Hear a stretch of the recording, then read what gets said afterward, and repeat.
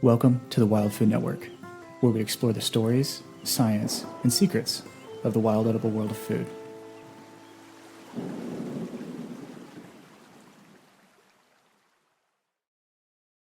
Hello, welcome. You are in DC still, right? You were in Alexandria last time, right? Yeah, I live right outside of DC in Virginia. Have you been foraging at all? I mean, the season literally just started for fall foraging. My dad sent me a picture of some honey mushrooms today. He's like, "What are these?" You know, like the traditional, like every forager's like, "What is a honey mushroom?" I'm Yeah. like, "It's everywhere." Yeah, we've been it's been a pretty good year for certain items. It's definitely been a much better year for chanterelles than last year. Last year was Really? like almost nothing. Um, but we've gotten a good amount. And now it's almost hen of the wood season. It's still pretty warm out. So people haven't been finding them except like in the higher elevations, Western Maryland, Pennsylvania's going crazy Pennsylvania. right now. Yeah, I like followed their group, and there was this guy that found like 150 pounds in like a day. I was like, Jesus, Yeah, insane. you can find a lot. Yeah. Yeah. So yeah, tell me. I actually I've never talked to you about like where you got started with wild food. Where is your family from? Yeah, my family's from Romania in Eastern Europe. Um, but ironically, they're not. At least my parents are very not outdoorsy people, or food people. So I don't really know where where I got the interest from necessarily, but I like traveling a lot. So I've been, ever since I was a kid, I've been to like different places, like all up and down the East Coast and other countries, and a little bit on the West Coast, mostly California. Um, but that's sort of like, I guess that was kind of like the start of it, where like I saw like the differences between like environments and seeing how it's not the exact same things growing around in every part of the planet. It's all very different. So and then I got into food and cooking sort of towards the end of high school. And then I decided to sort of make it. I didn't want to do other stuff. Like to me, like sort of like the standard, I don't know, either tech or being a doctor or a lawyer. All those things were like too boring for me. Uh, Smart man, smart man. I like it. like That's cool. I always used to be good at school, and I had like good grades and stuff. But it just like I could do a bunch of stuff, but I didn't want to do it. So you kind of knew early on, and I guess were you born and raised in the U.S. outside of DC? Is that Well, I right? wasn't born here, but I came here when I was 7. But yeah, in this area, in the DC area. Yeah, you've been in the same area for a while, and I guess like when did you just like right out of high school, you just like kind of got into cooking and food and culinary kind of Yeah, inspirations? the the high school that I went to, which is like half a mile from, no, that's like a mile from here. Um, offered. It was a pretty big high school. We had like a lot of different people with a lot of different interests, and they had like different relationships with other high schools, and another one which was like further away. You could choose to take a couple of classes there if they weren't offered at this high school. And so like there were like some culinary classes in high school. So I That's took cool. those my last 2 years of high school. Nice. That's kind of rare. I feel like, well, I went to a really small high school in Western North Carolina. We didn't have anything like that. We had like, welding. Well, that was pretty much it. But that's cool. And then you went to after high school, did you go straight into culinary school Yeah, I or went yeah? to CIA in the Hudson Valley in New York. Um, did like 3.5 years there, with various like, it's kind of like a non-traditional college where stuff is like kind of condensed for some stuff, and for some stuff you do like outside of the campus, and you can choose to do like different like semesters abroad and things like that, but it's all like food focused. uh Is it like specifically like Are there niches that you can get into with the Yeah, CIA? yeah, yeah. If you choose that's for if you choose to take 4 years, like Mm, the bachelor's degree. mhm. But a lot of people at the time, I think now I don't know if they're still offering it, but the option of doing just 2 year degree. Yeah, yeah, yep. Um, but if you took the 4 year degree, like towards the end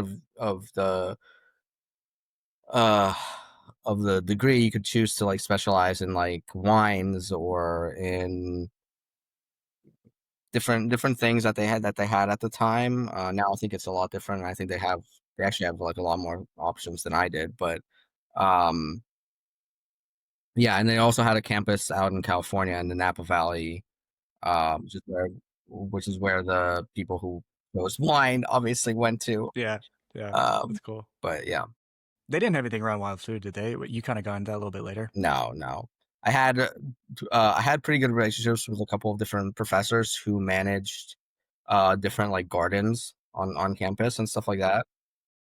And one of them planted like gooseberries and a bunch of different things that nobody really knew about, Yeah. other than I guess me and a couple other people. I remember when I first met you, I think we like bonded over chanterelles, and then like you had introduced me so many new species. I remember you sent me this massive list, probably like 50 to 100 species. I was like, what are these? Yeah, Like the pawpaw was on there. I had no idea about the native pawpaw species, which I'd love to get into next or soon.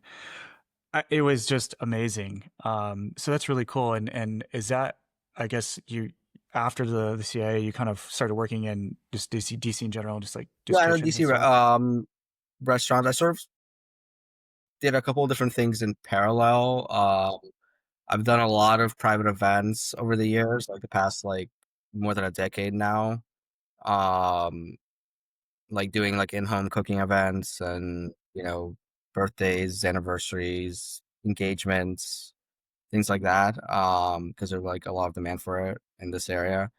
And then I spent about a year working in like a fairly high volume restaurant, but more on I guess kind of fine dining, but not really fine dining. It was more of like a mix. And that was good because it helped me. I don't know. It helped me sort of understand a more traditional restaurant, how that operates. Yeah. Um, Yeah. which is helpful now. Mhm. But yeah, And then when did you get into foraging? Because was this all happening at the same time kind for of happening you? at the same time. My first, I guess, experience actually foraging was so I did an internship at Noma in Copenhagen, and that was actually quite early on. That was like after my first year of college. During That's a big deal. That's really, really cool. That's Yeah, awesome. um, and it was kind of interesting because it just propelled you like my second week there, I was out foraging like for a whole week. That was kind of their philosophy was you gotta like know where the ingredients come from before you can like work with them, basically.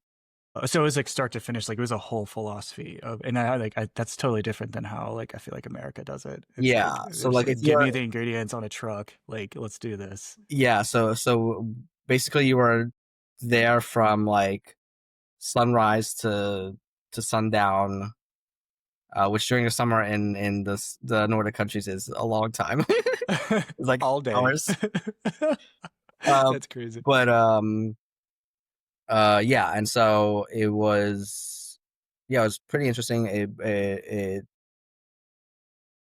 We didn't really do a lot of mushroom foraging actually, like maybe like one or two different mushrooms, but everything else was like very structured and it was very like they had an in-house forager who was like, okay, I'm gonna drop you off here. I need 1,000 leaves of this and That a is so hundred cool. berries of this and whatever. But it was everything was like very structured and Wow. everything. And so this guy's entire job was literally just to forage at this restaurant. That is Yeah, so cool. and we That's drove we very drove within like a 2 mile, or sorry, not 2 mile, 2 hour mhm. radius of Copenhagen. I think the first we went to was like 3 hours one time, and it was like on very remote Yeah. area. Wow. And is the areas that they forage, are they like exclusively owned by them, or are they just No, foraging no, no, public no, land? no. Everybody in in Scandinavia, anybody can forage anywhere without any issues. In fact, it's even like more so than like if you own a forest, you can't prevent people from foraging there, even if you own that forest. That should be. That's really cool. That's really, really cool. And then so you were in Nova. How long was that internship That for? was for like 3.5 months. Okay. Okay. That's amazing. And then I guess that's obviously where you learned to fall in love with wild food and use it. And then you came back to the States, and kind of where did that lead you in your Well, journey I of? said that was after my first year of college, so I still had 3 more years of college. Oh, gotcha, gotcha, Um, gotcha. that's sort of like, when I came back, I started looking at things a little bit more differently and closely. And Sure, sure. I mean, there's the CIA is like like it's literally right next to like a huge state park, and I started like wandering around the forest and seeing what grows and stuff. Was that normal for them for like CIA? I feel like they didn't really incorporate, like you said, they incorporated like locally grown food, but they didn't really No, deal not with really. wild food. And I don't know to what extent it is right now, but Sure, um, no, it wasn't really a thing. It was more of like, you know, from the table, local stuff, hmm things hmm like that. But it wasn't any other than like the super high end fine dining of like truffles and sure, morel sure. mushrooms, or things that are like more known. Yeah, which I think is like the traditional, not really traditional, but that seems to be the route that a lot of the higher end restaurants in the United States take, is just like the main ingredients. But like it seems from what you're saying, Noma was like really, really into the ingredients, in the sense of it was a philosophy from start to finish. They knew what they wanted, but they were very meticulous and precise with the ingredients that they wanted, which is why they're such a famous restaurant, in my opinion. But that's really cool.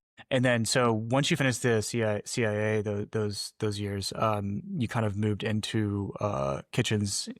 From what you had told me before, you kind of started, working your way up through those kitchens in some of the higher end restaurants in DC. Is that correct? Yeah, it was actually more just one restaurant, which I did. It was a pretty high volume restaurant, but it was like they also did like a lot of weddings and um things like that. I didn't do any of the wedding stuff. Like I was more in the restaurant space.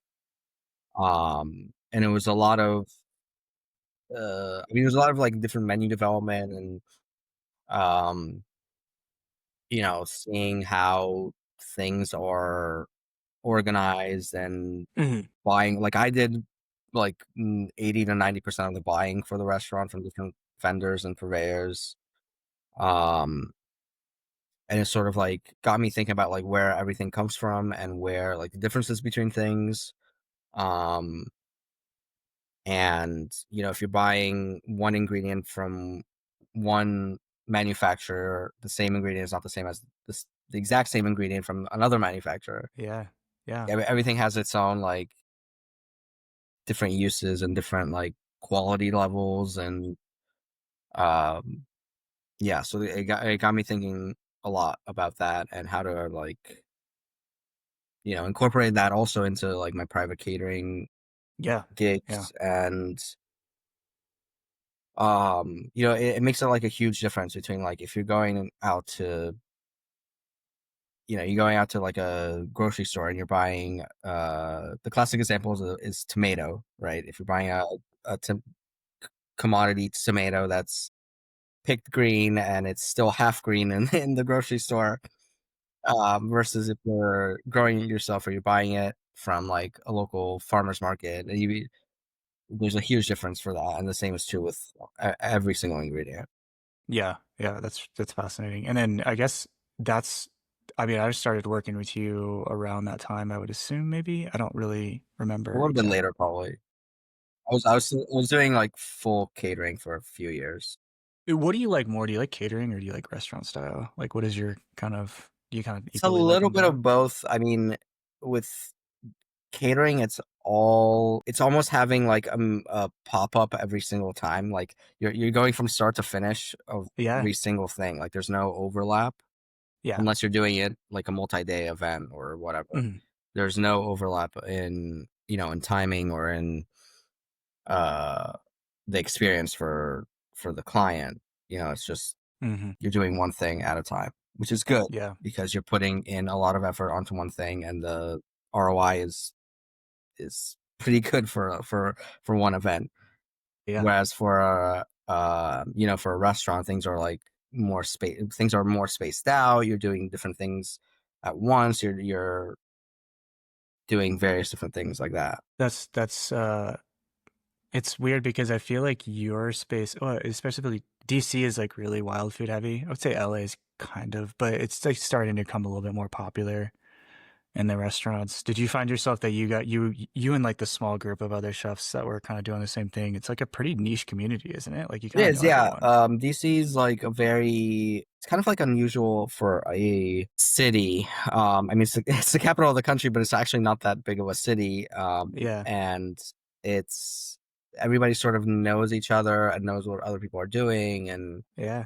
um, and it's interesting to see different chefs like talk to each other and sort of get, I guess get a little bit of inspiration because everybody sort of has their own like niche and things like that, and that's how it should be. Like nobody's really Mhm. copying from each other or whatever. Yeah. But it's interesting to see like how much more communication chefs there is than like let's say in New York where there's 60,000 different restaurants, and even on the higher fine dining end there's probably like 1 or 2,000 restaurants. Are you guys all getting like your wild? I know you forage a lot right now for your own ingredients. And you know, getting into the scene, what the norm was just to buy from the larger companies, was it not? Yeah, and I will say that there's even the larger companies have started offering more variety, at least in the past couple years that I've seen. Baldor, who Hmm. has, you know, kind of a monopoly, well, not a monopoly, but sort of like a huge presence on Northeast the side, yeah. northeast side. And this year they've started actually working with a forager from New Jersey, Whoa, and they have her products on Baldor. very good. Like, I guess, right? That's yeah, pretty good. I assume it's less pretty before they were interesting. just kind of, yeah. And they're being like very transparent about it also. Like they're saying, okay, this is coming from there, that's coming from there. I Hmm. actually got something that I've been trying to get for like many years now, called beach plums, and they only grow in New Jersey and Delaware near like the coastal areas. Um and I've been trying to like find it. Like I even went out like a couple of times to Delaware to try to find it. I couldn't I couldn't find it. Couldn't find it. And Wow. Is it a native it's species a to the native species, US? yeah. It's like a plum tree that makes these like super tiny plums. Um, and they had it. Like the forager picked Wow. it and they offered it as something on like a large Beldor's like a very large company. And Yeah. I was very Yeah. surprised to see that Hmm. on their offerings. That's really cool. I had no idea they were doing that. Yeah. And also like the some of the seafood purveyors have started offering like mushrooms and things like that. Yeah. It's I think it's getting more widespread now. I was going to talk to you about that because when we first were working together, you were doing your distribution company. Are you still doing that, by the way? Or are you mostly Yeah, just yeah, focused yeah, on? yeah. I'm still doing that. Cool. A little Cool. bit more of like I'm not putting what I have out there. I'm more now. I'm just like if chefs or somebody else wants something, then I'll get it or I'll offer it. Yeah. Yeah. Yeah. And where can people find you? Just to plug you real quick, if they were interested in oral food that you Oh, forage. I do everything on Instagram now. So, Arcadia Venture. on Instagram. Yeah, that when we first started working together, you had sent me that original list, and I guess like it's really interesting that you say that, especially in the Northeast, because as I've been in the industry the last few years, it's definitely been really interesting to see wild food become more prevalent in culinary spaces and in grocery stores, et cetera. It's still got a long ways to go, obviously, but I think it's really cool that people like you are just kind of trying to normalize it, and I really respect that about you. And you're just trying to bring it front and center because I think preservation, but also just education around wild food is so freaking important because there's just so much of it, and we don't really know. Everyone just thinks it's immediately like poisonous, which I think obviously you've seen in your own interactions with people. And are you doing tours and things like that at all? Like, are you taking people out to I forage only or? do that if it's like if people really want, like, I don't offer like Hmm. packages or something like that. Hmm. But if people ask and they have like a large group or something, then yeah, I do it. Like last year around this time, there was someone had a wedding up in the mountains of Pennsylvania, like 3 hours from me, and they had like, I don't know, like 30 people who are like really interested in like doing a hike in the woods, like to look for mushrooms and different things like that. And they hired me to do that. Doing pretty good? Like, did you guys find Oh some yeah, stuff? yeah, Like, yeah. It was it cool. was it was actually like we found a ton of stuff. Tria, Tria. I work with him a lot now, and kind of just he's the way he's doing things now out west is it's becoming a really popular attraction to come in, and people are just like, where do I go? Like, what do I do? Like, what am I looking for? And I think it's really cool because you do like the concept of foraging, but you also bring it all the way around to using it in dishes and such, which I think also is a key part of that education piece, which is fantastic. Um, and I guess this is kind of a loaded question, but what is your favorite ingredient to use from the wild? Like, do you have any, favorites? I mean, I have a lot of favorites, but I think it's more of like using something like in season or using something that's not as readily available. I think it's like kind of special. Like later today, I'm actually going to, there's someone that I buy mushrooms from every once in a while, and for whatever reason, she can find like a lot of beefsteak mushroom, Whoa, and like I bought like I don't know, she has her own spots, but she found this like perfect half circle beefsteak mushroom yesterday, that's so cool. and like those types of like rare mushrooms are, I think, are like a little bit more special. um and I'm just gonna offer it as like a dish at the restaurant, and Hmm. we're only gonna have like 5 or 6 orders of it available. And Yeah, very, very small yeah. quantities. Yeah, that's really cool. And yeah, so tell me about Public Kennedy. How did that come about? And it seems like you guys are doing pretty well, and I'd love to learn about like how that got started, and where you see it going. Yeah, so it's a little bit of a long story, but I'll try to keep it short. But basically, a good friend of mine owns Ancho Cider.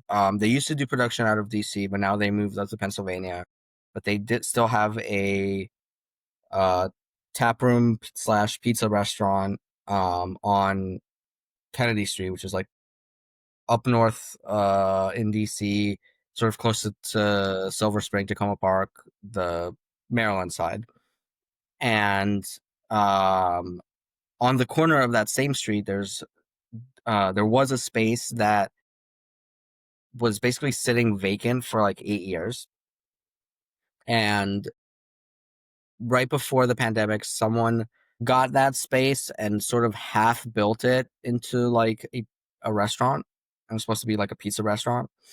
And then like COVID hit, and then they stopped paying rent, and then like all sorts of drama happened, and he got kicked off the lease after like many years. Um, and we got like a really good deal on with the owner to get the space, and it was already like basically half built out as a restaurant space. And so we started that, and we sort of are like building it into, a community spot, a community restaurant. Um, it's like it's a small space, and it's all like open. So there's no, like my kitchen is basically right next to the pizza oven, which is already there. And I cook everything out of that pizza oven. Like we don't even have any, we That's don't, cool. we don't have a pizza That's oven. We don't crazy. have. I have like one induction burner and that pizza oven. That's it. How is it? How's it going so far? You guys, is it Going pretty kind of well. good? A lot of obviously like right now, a lot of restaurants are struggling, and Hmm. I think it's more prevalent in DC than probably other places. From what I see, but we're like small enough, and we're doing pretty well. How are you? I guess do you go out and forage knowing that what you want for the menu, or you kind of just adapt the menu around what you find? It's more so the latter. I change the menu every week, um, depending on what's in season, depending on what I get from like different purveyors and different farms and what I find. And then what helps also is that we're open Thursday through Saturday, so we're only open 3 days a week. And we're only open for dinner, and so it gives me a lot more time to sort of adapt the menu based off of what's available, and sort of see how that goes. Yeah, yeah, for sure. Well, so what is your current menu looking like for the next few weeks, at least in terms of what you're finding now? Well, right now it's kind of a little bit of a transition stage from summer to fall, like the start of it. There's still plenty of like summer ingredients and things like that. I've been doing like a roasted pepper dish, with like various types of like small sweet peppers, like Jimmy Nardello's and habanero peppers, and a couple of other ones which have been selling very well. Um, we just got in a couple of the first 10 of the woods. Yeah, So I don't know, I don't quite know what I'm gonna make with them, but um, we'll see about that. I've been getting a lot of chicken of the woods recently. So I did a Sicilian style kind of like braised chicken of the woods with like nice. tomatoes and olives and capers and things like that. And that's been selling very well. Yeah, it's just a bunch of different items. Yeah. Are you doing any importing from other states, or are you mostly just trying to get everything local for that? We do like sometimes I go like I just we just got in a bunch of, for whatever reason, the tomatoes in Jersey are insanely good. Um, Really? and they're also like really good for like processing. So I got in a couple boxes of uh, tomatoes from this farm in New Jersey that I went to actually like a month or so ago, and I just processed them and jarred them, and I'm gonna use them like throughout the winter. Nice. That's Uh, really cool. and I also got some. I don't know if you know about Hatch chilies. No, no, tell me more about those. They're type of chili pepper. They're not very spicy, but they're like big. They're like this big. Oh, wow. From New Mexico. And they have a pretty unique flavor, and they're really good for like roasting and stuffing and Uh-huh, uh-huh. making various things with them. So I did that. I'm probably gonna do that again for next week as well. I do try to stay local for a lot of stuff, but I think what's more important is about transparency. Like I always say where things come from and why I get it from there as opposed to here, whether it's because that doesn't grow around here, Hmm. or that's a specific variety that you can only get from there, or that the quality is better in my opinion for certain things. For So I think sure. it's more important about transparency and knowing where things come from than necessarily um having 100% local. Um and then people can make their own decisions whether to support that or not, or whether to, um, I mean, a lot of times you go to the store, you have no idea where half the ingredients come from. Um, or even if you go to like, even if you go to a high end store, if you go to uh very like uh, there's no rules for saying where a lot of things come from, right? No, no, and I always found that that's how we connected on that was because there was like so much stuff that I was seeing that it's like I had no idea. I mean, obviously, like no one really thinks about this. You go into a grocery store, you're like, I need a pepper, I'll go get it, Yeah, or I need an apple or and that whatever I could need come for like this dish. the pepper can come from California or from New Mexico or from Mexico or from Argentina or from like it doesn't like it Yeah, could come from anywhere, and most of the times they don't say where it comes from. I think that's no. that's that's that's really bad because how long it's been there, where it's coming from, etc. And you were mentioning earlier, which I thought was kind of interesting. You give the tomato example, like they're picking them prematurely, they're not that great. And I assume that, almost all, if not all of your ingredients that you're getting are either local or exactly where they came from, for all your dishes at Poplar Kennedy, Yeah, right? yeah. Like Yeah. we got in just this past Saturday actually. I had we had a private event. It was a 50th birthday party, and the client was from South Africa, and um she was really like I met with her previously about like writing the menu and things like that, and she was really saying how like she misses like the fruit that was like the tropical fruits and things like that she had in South Africa, and I was able to get some pineapples from South Africa for her for the dessert for that. And the vendor that I got it from like show like says where the farm is in South Africa, where it's at, where the when the pineapples were picked, etc. So, even if it doesn't come locally, I get stuff that is Transparent, I guess. transparent. Yeah, Yeah. I want to be able to. I mean, I'm not going to put like all those details on the menu, No, but if no, no. somebody asks, I want to be able to say, okay, this is coming from there, and Yeah. it's that, and etc. So what percentage of your current dishes, I guess ingredients really, are wild versus cultivated? Right now, I'd say probably 30% wild and the rest cultivated. Of course, summer like we get a ton of different. We get a huge abundance of ingredients in the summer. Yeah. Um, and right now it's also like kind of the peak mushroom season, and um, both locally and like nationwide with like Yeah, the it's on. There's so much right now. yeah. Like here we get a lot of chicken of the woods now, Hmm. and going into hen of the woods, and then Hmm. Hmm. lobster mushrooms out west, and even in Virginia, we actually had a friend of my business partner does a lot of like foraging in like Southern Virginia, and he Hmm. brought us like a couple pounds of lobster mushrooms Very cool. from there, and then chanterelles, of course. Um, yeah, so there's a huge abundance of different ingredients now that are making their way on the menu.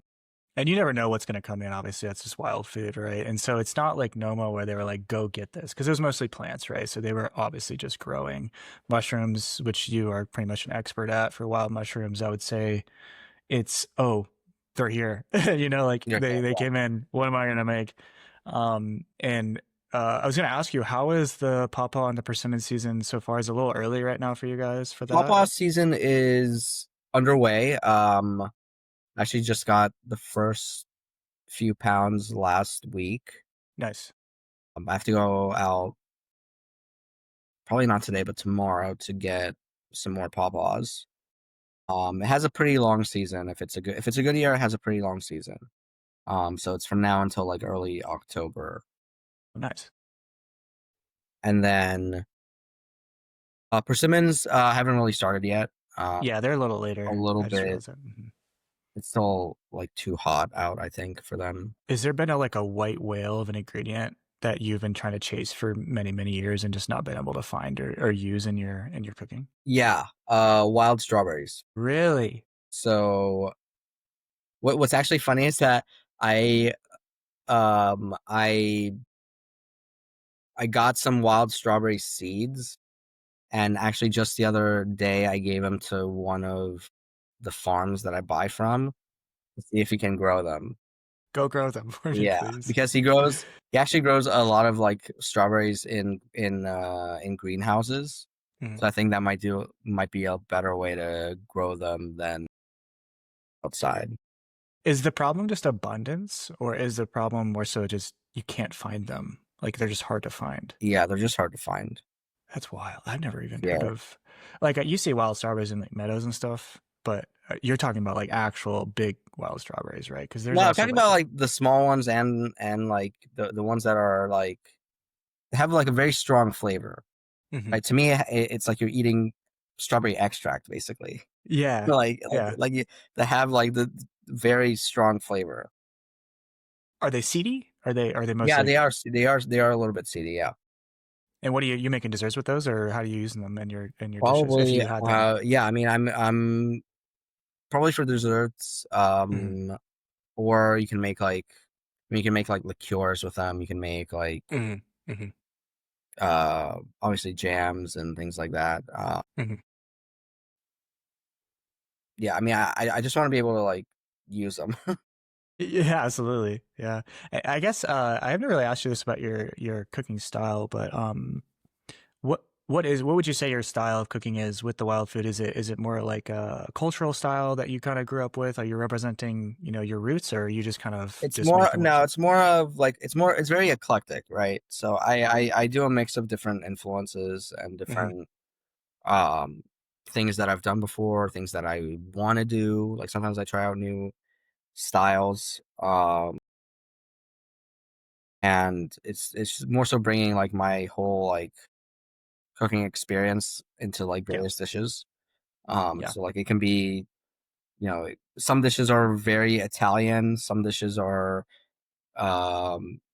more French, some dishes are like Mexican. Like I've been doing a lot of like Mexican inspired things recently. Um and actually my business partner was just in um Mexico City, and he said that they're like right now is like matsutake season down there, basically.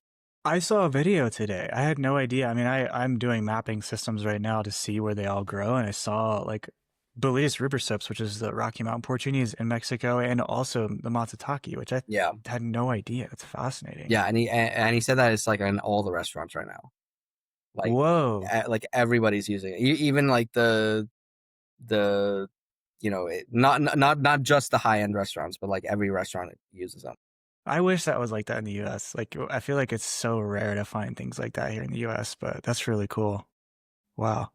Um, it seems like the DC community is really embracing forage foods as a whole. And I guess is the United States, do you see overall in other places too, kind of adapting to wild foods or not really adapting, but more so introducing it to I think laymen? I mean in certain more metropolitan areas, I think so.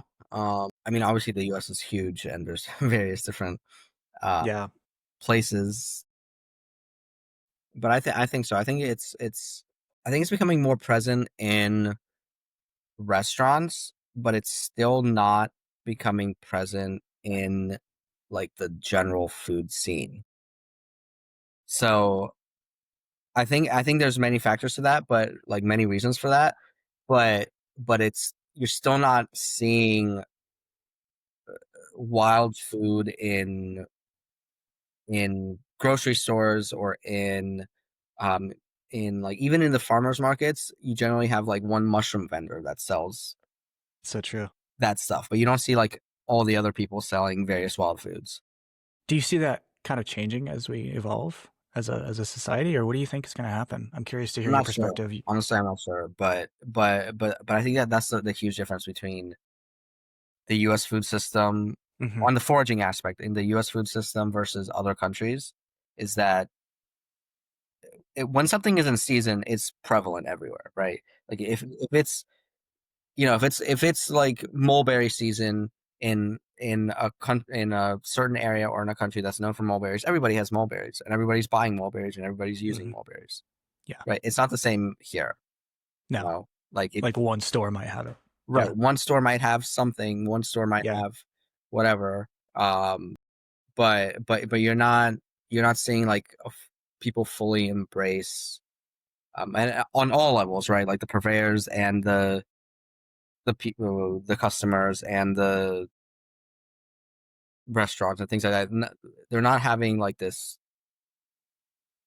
It's not like in other countries where people like are like excited about a certain ingredient when it comes into season, and that's it. Yeah. You know, Why do you think that is? Is it because of just like lack of education around wild food in the I think United it's States? just because it's still a new thing, Yeah. like a relatively new thing, where like people are not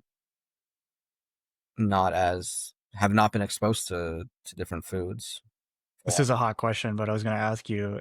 I've heard from other people who, and you've traveled a lot.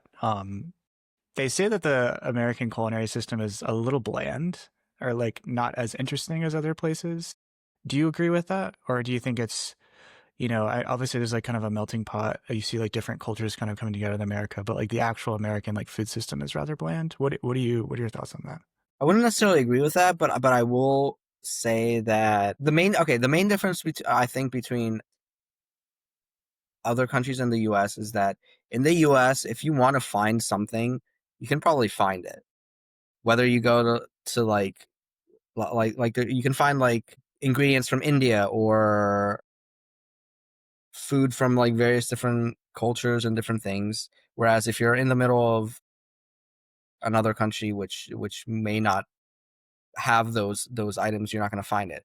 But the difference is that in the US, it's everything's sort of structured around commodity items and I gotcha. and large agriculture and 100 different middlemen in I know. between one thing versus finding it to the consumer. And I mean, I can chat with you for 5 hours why that is, but the system is on all levels is mostly geared towards that, whereas in other countries it's actually geared the opposite way, right? Because if they have 100 middlemen in between, the cost of food is going to be too high for to the consumer. Whereas here it's the opposite, where They like don't really care about cost. It's more so just you don't like really how care can I. about cost, and the system is geared to it being commodity items because those can be sold cheap. Whereas like the price difference between like if you go into another country, the price difference between a very high quality cucumber grown by somebody down the street versus a quote unquote commodity cucumber is not the difference is not that much. Whereas here it kind of is like the price difference is huge when it comes to like how much the purveyor is buying for versus how much the consumer is buying it for. Yeah.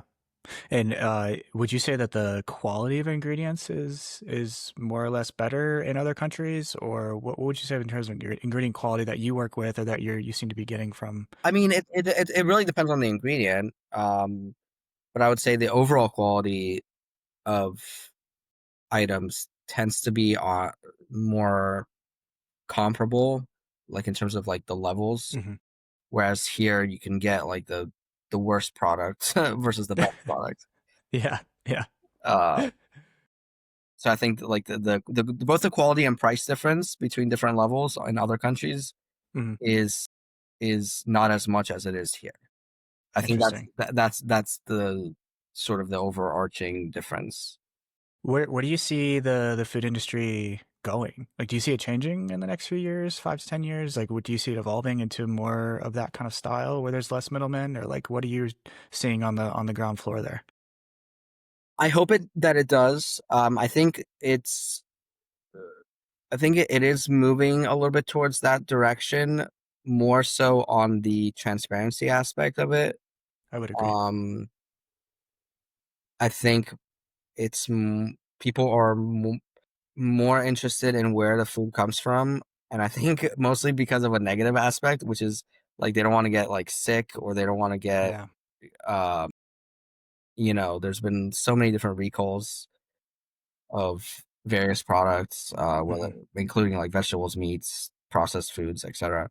Yeah. But because everything is just so centralized, and if one thing is bad, then it makes like 20 tons of the same product bad. Yeah. Uh, Because it's so mass produced in that sense. Is that why you? yeah, Yeah. and it's Mhm. mass produced and mass distributed. Yeah.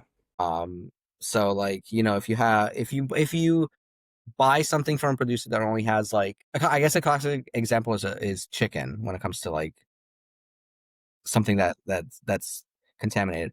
But if you buy from a local farmer who has a flock of 20 chicken, and he sells all 20, and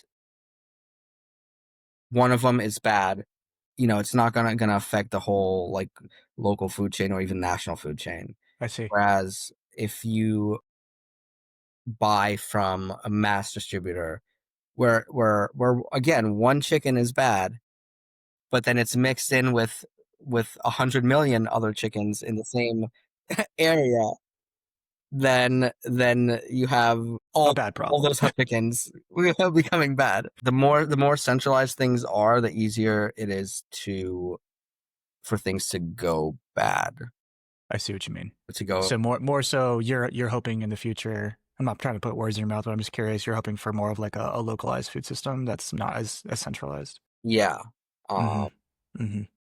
Yeah, I would agree. and I mean, there's various positives to that, and there's various negatives to that, but but I think that that's hopefully where we're gonna go. But the issue is that like everything depends on like economies of scale, and it's the reason why you're buying a chicken that costs $5 at the grocery store is because of that. Is because you otherwise The it would, systems are in place to make it. to Yeah, I make see it what you mean. cheap. Yeah, yeah. Um, Whereas you know if it's a local chicken, you're not going to get it for less than $25. Is that how it is in other countries that you're visiting for to do all your culinary kind of retreats in a way? Do you see that like the local food system is more expensive, and are they mass producing Again, as centralized? it's slightly more expensive, but the difference is not that much. Like the different pricing levels are not as much as they are here. Okay, let's take an example of a large distributor buying jalapeno peppers from someone in Arizona, right?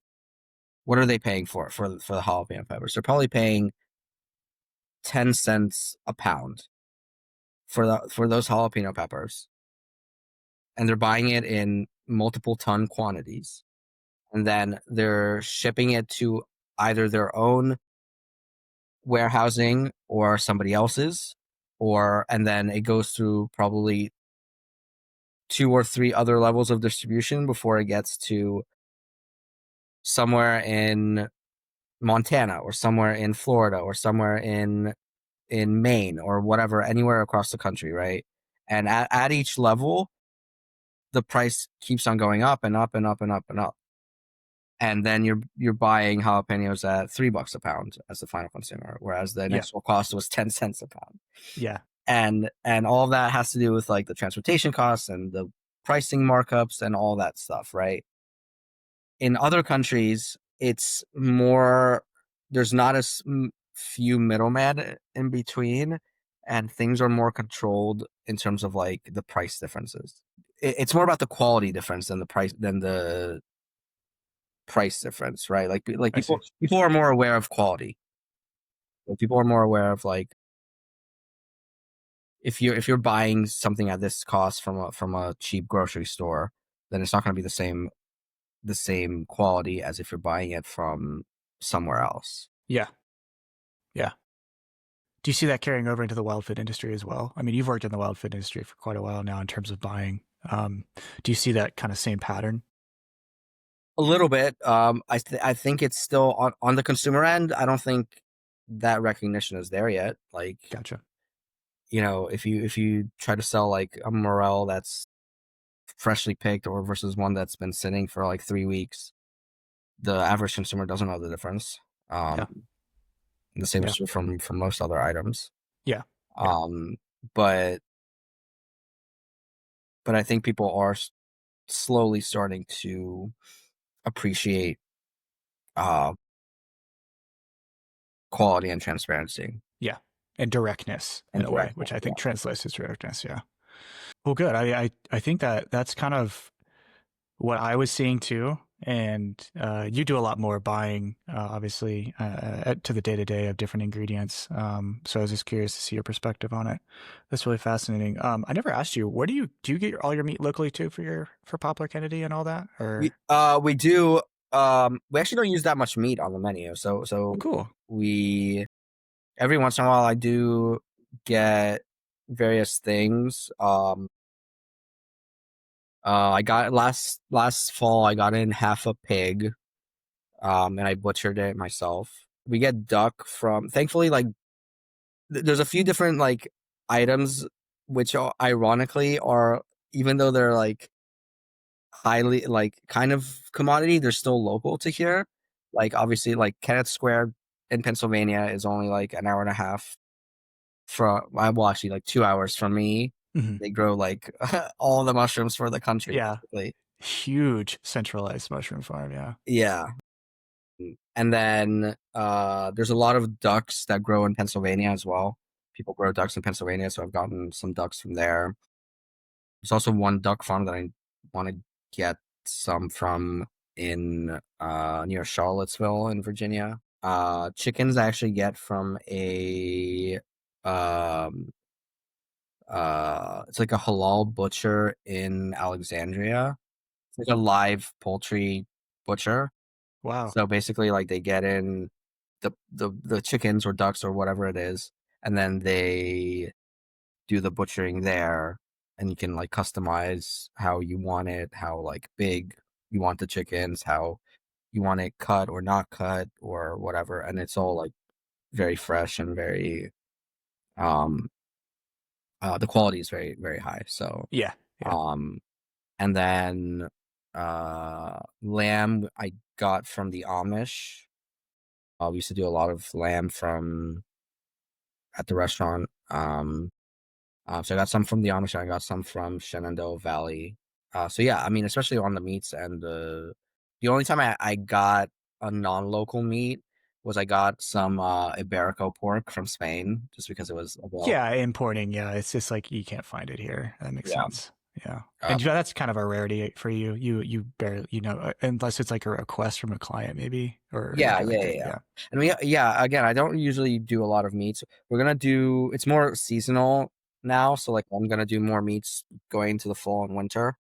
yeah, because there's not a whole lot of you got to substitute somehow. Yeah, and do you do wild meats at all, or are you I introducing did wild meat?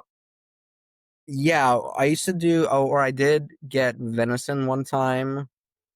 And I actually want to get a there's this company out in Texas that does Is it Broken Arrow? Is that what it yes, is? yeah, Yeah, yeah, yeah. So they yeah, do a lot of different wild meats. But they also do wild boar, which I'm pretty excited about. and that's an invasive species. It That's is, a yeah. big problem, and I really like the way Broken Arrow does their harvesting. It's very ethical. It's very quick, and they actually have, I think, from what I read, and we've talked to them before when I was at Foraged. They like drive around and they like literally just go to the herd and like select off certain ones of the herd, and they're kind of like wild cultivation. I think it's really cool. So you're going into kind of the hunkering down season for winter. Are there any? Do you do any foraging in the wintertime? Are you doing maple syrup production or anything like that, or are you guys doing anything like No, that up no, there? I try what's funny, I tried making maple syrup one time, but I never actually got cold enough here. It doesn't I think last year was the coldest year in like 10 years and it still wasn't that cold. Wow. So we don't get we don't get a lot of cold anymore. Yeah, every once in a while, if it rains, then I might go out. We tend to get dry winters, so it's a little bit harder for mushrooms and things like that, even though they theoretically could grow here, like oysters and enoki, and there's also brick caps, which are in the winter time. Yeah, I've never picked those, but I've heard good things about them. Kind of hard to They're find. pretty good, yeah. Yeah. Um, so theoretically, yeah, you could get a lot of mushrooms in the winter time, but it really depends on like the rain. Yeah. And do you import anything from the West Coast? Because I know there's like a winter pick in the West Yeah, Coast. yeah. Black trumpets. I usually don't get any chanterelles past like now from the West Coast because also their winter ones tend to get like really big. There's Wet, right? They're like and super they're wet. wet. Yeah. Yeah. Yeah. The thing. Oh, juniper. So juniper grows.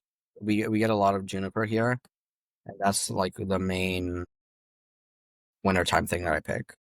Berries or just the twigs? Both. Yeah. Using that fermentation or for alcohol, spirits, things like that, or what? No, I just use them as like seasoning or like Oh, infused cool. with different things.